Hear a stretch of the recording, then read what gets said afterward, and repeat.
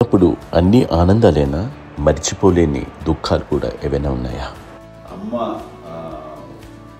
చెప్పాలంటే ఓపికకి, గృహిణిగా తన బాధ్యతలు నిర్వర్తించడానికి అండ్ అన్ని రకాలుగా టేకింగ్ కేర్, దీనికి ఒక మంచి ఉదాహరణ నేను చెప్పగలను. అది తలుచుకున్నప్పుడు నాకు చాలా ఉద్యోగంగా ఉంటుంది, నాకు చాలా ఖండితలు వచ్చేస్తుంది. అమ్మకి మేము 5 బిడ్డలు అండ్ పురిట్లోనూ 1 year పెరుగో 2.5 years పెరుగో 3 బిడ్డలు చనిపోయారు. నాకు గుర్తెరిగి పొన్నూరులో నేను 6th class చదువుతున్నాను, 6వ తరగతి. అప్పుడు రమణ అనే ఒక అమ్మాయికి 3 years. రమణ అంటే మా ముగ్గురు మా ముగ్గురికి కంటే పెద్దది, మా కంటే పెద్దది, కళ్యాణ్ బాబు కంటే పెద్దది, మాకంటే మధ్యలో పిల్ల. తనకి అప్పట్లో మా నాన్నగారు ఉద్యోగం ఇచ్చా క్యాంప్కి వెళ్ళిపోతుండేవారు. ఏమి ఉంది నాన్న చెప్పాలంటే ఫుడ్లో కష్టపడేవారు, ఇంకా నాన్న చెప్పినట్టు నాగో చెప్పినట్టు.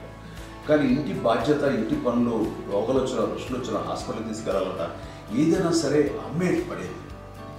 ఆ శ్రమ తీసుకున్న టైంలో అమ్మకి అసిస్టెంట్కి నేను సహాయపడుతుండేవాడు ఉండేవాడు. అమ్మ నాకు ఫ్రెండ్స్ ఆడుకోవడం అలా నిజంగా ఎప్పుడు నాకు గుర్తేది, నాకు తెలియదు ఫ్రెండ్స్తో తిరగడం అని సేపు అమ్మ పట్టుకుని ఉండేవాడు. అలాంటి నేను ఆ పిల్లకి బ్రెయిన్ ఫ్యూర్ వచ్చింది. ప్రభుత్వ ఆసుపత్రి పొన్నూరులో ఆ పిల్లని చేర్పించినప్పుడు 2-3 days అయిన తర్వాత ఒక బ్యాడ్ న్యూస్ వినాల్సి వచ్చింది. తెల్లరికి కాన్షియస్ పోయింది, ఏం చేయాలో తెలియదు. అమ్మ వయసు చిన్నదే. ఇద్దరు తీసుకుని ఆ బిడ్డల్ని ఒళ్ళో పెట్టుకుని శవాన్ని, డెడ్ బాడీ రిక్షాలో ఇంటికి వెళ్ళాలి. ఇప్పటికీ నాకు గుర్తు ఆ విజువల్స్. అని నాన్నకి తెలియదు ఏ విషయం, నాన్న ఎప్పుడు వస్తారో తెలియదు, ఎలా కమ్యూనికేట్ చేయాలో తెలియదు. అది తీసుకుని వెళ్ళిన తర్వాత ఇంట్లో పడుకోబెడుతుంటే ఏం చేయలేదు. చుట్టుపక్కల ముస్లిం సోదరులు ఉండేవాళ్ళు, ఫ్యామిలీస్. అక్కడ మసీదు, పొన్నూరు మసీదు పక్కనే మా ఇంట్లో ఆనుకుంది.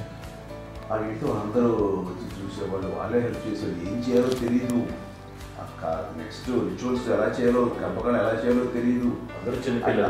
తను చిన్నది, మిగతాందరూ పసివాళ్ళే.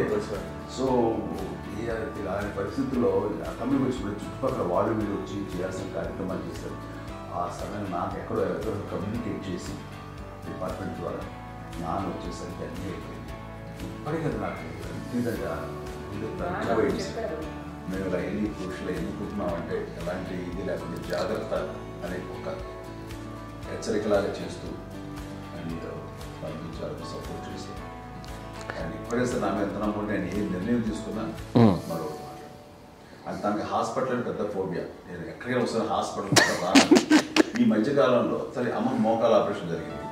అమ్మను కొంత బాధపడుతున్నావు, అసలు ఈ రోజున వచ్చిన మెడికల్ అడ్వాన్స్మెంట్లో నీకు అసలు ఏ బాధ తెలియకుండా మోకాల ఆపరేషన్ రీప్లేస్ చేస్తారు అని వీళ్ళందరూ చెప్పాలి భయపడతాను. ఎందుకంటే ఫస్ట్ ఎలా సపరేట్ అవుతాను, ఎలా చెప్పాలి తెలియదు. ఒక్క ఇదంతా కలిపి నీ మాట వింటుంది, అది మాట మీద నువ్వు చెప్తే వింటుంది. సరే నేను చెప్పాను అంతే. ఏదో నాలుగు ముందు చెప్తే ఎలా అవుతున్నారా, సరే ఇష్టం రా లేదులే మా ఊరికి పర్లేదు అన్న. మళ్ళీ ఇంటికి వచ్చాక మళ్ళీ ఇంకొక తెప్పించి, ఇంకో మిషన్ తెప్పించి మళ్ళీ టెస్ట్ చేయించి అందరూ బాగుంది, ఏమి లేదు అన్న తర్వాత అప్పుడు పుస్తకంతో పడ్డాడు.